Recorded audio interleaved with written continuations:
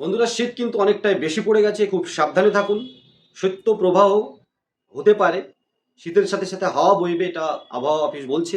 তো আমরা সাবধানে রয়েছি, আপনারাও সাবধান থাকেন। গলার ভয় যে বুঝতেই পারছেন, গলাটা এখনো ভেঙে আছে। আশা করি আপনারা সাবধানেই দোকান করছেন, ব্যবসা করছেন। যেকোনো ডেডিকেটেড সাপোর্টের জন্য আপনি আমাদের সাথে যোগাযোগ করতে পারেন। আরবিআই কিন্তু ২০২৬ সালের এপ্রিল মাস থেকেই সেভিংস অ্যাকাউন্টে আমূল পরিবর্তন আনতে চলেছে, এবং অবশ্যই সেটা বেসিক সেভিংস অ্যাকাউন্ট। যেখানে এটিএম কার্ড থেকে শুরু করে, চেকবুক থেকে শুরু করে সমস্ত কিছু ফ্রি। অ্যানুয়াল বা মান্থলি এভারেজ ব্যালেন্স মেনটেনেন্স নেই, এবং আপনি যত ইচ্ছা লেনদেন করতে পারেন, কোনো চার্জ লাগবে না।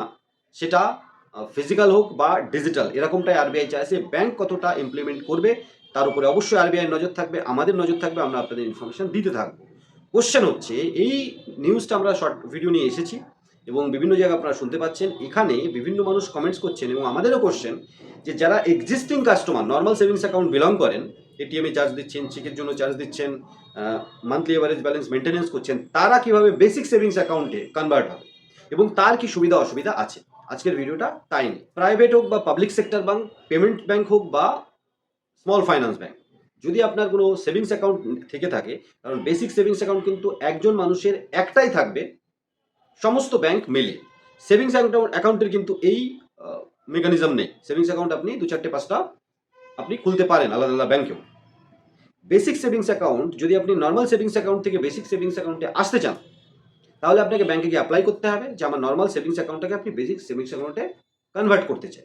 এক্ষেত্রে অবশ্যই ব্যাংক আলাদা আলাদা রুলস অ্যান্ড নিয়ম মেনে আপনাকে ওই ডেবিট কার্ড সারেন্ডার করতে বলবে, চেকবুক সারেন্ডার করতে বলবে। কারণ ওই নর্মাল সেভিংস অ্যাকাউন্টের এটিএম কার্ড বা চেকবুক আর বেসিক সেভিংস অ্যাকাউন্টের চেকবুক বা এটিএম কার্ড টোটাল কিন্তু আলাদা হয়। বেসিক সেভিংস অ্যাকাউন্টে আপনি কিন্তু রুপে কার্ডই পাবেন অনলি, অন্য কোনো কার্ড দেওয়া হয় না। আর আপনার আগেরগুলো সমস্ত কিছু সারেন্ডার করতে হবে। হয়তোবা অ্যাকাউন্ট নাম্বারটা চেঞ্জ হবে না, এবং খুব তাড়াতাড়ি যা শোনা যাচ্ছে, আমি এর অনেক আগেও ভিডিওতে বলেছি, সিম কোম্পানির পোর্টের মতো অ্যাকাউন্ট নাম্বারও কিন্তু পোর্ট হতে চলেছে, নিয়ম আসতে চলেছে। কিছু ব্যাংক যাদের অ্যাকাউন্ট বেস খুব ভালো, কিন্তু নাম্বার অফ অ্যাকাউন্ট খুব বেশি, কিন্তু কিন্তু সার্ভিস খুব একটা ভালো না, সেটা পাবলিক সেক্টর হতে পারে বা প্রাইভেট সেক্টর, আমরা কন্ট্রোভার্সিতে যাব না। তারা রাজি হচ্ছে না। সরকার বা আরবিআই চাইছে পোর্ট আসুক, সিম কোম্পানির মতো ব্যাংকেও পোর্ট আসুক। অ্যাকাউন্ট নাম্বার ঠিক থাকবে, কিন্তু ব্যাংক চেঞ্জ হয়ে যাবে, তারপরে আইএফসিটা চেঞ্জ হবে। তো অ্যাকাউন্ট নাম্বার ঠিক রেখে আপনার ব্যাংকের নামটা চেঞ্জ করে দেওয়া, এটা আসলে কিন্তু অনেকেরই সুবিধা হয়ে যাবে, এবং তখন ব্যাংকও সাধারণ পাবলিক বা সাধারণ যে তাদের কাস্টমার, তাদেরকে সার্ভিস ভালো দেওয়ার চেষ্টা করবে। সিস্টেম ভালো। তো যাই হোক, ব্যাপারটা হচ্ছে নর্মাল সেভিংস অ্যাকাউন্ট থেকে বেসিক সেভিংস অ্যাকাউন্ট বা অ্যাকাউন্ট নাম্বার পোর্টেবিলিটি, এটা আসলে কতটা ভালো হবে কমেন্ট সেকশনে বলুন। এবং আপনি আপনার ব্যাংক অ্যাকাউন্টকে যদি পোর্ট করতে চান বা নর্মাল সেভিংস অ্যাকাউন্ট থেকে বেসিক সেভিংস অ্যাকাউন্টে নিয়ে যেতে চান, ব্রাঞ্চে গিয়ে যোগাযোগ করুন, নিশ্চয়ই তারা রাস্তা বলে দেবে, এবং অবশ্যই আপনি তাতে সাকসেস হবেন।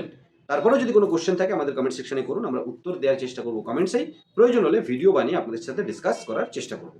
ছোট্ট ভিডিওটা স্কিপ না করে দেখার জন্য অনেক ধন্যবাদ। চ্যানেলে প্রথমবার এলে অবশ্যই সাবস্ক্রাইব করে পাশে থাকবেন, আর যদি সাবস্ক্রাইব করে থাকেন ভিডিওটাকে লাইক শেয়ার করতে ভুলবেন না।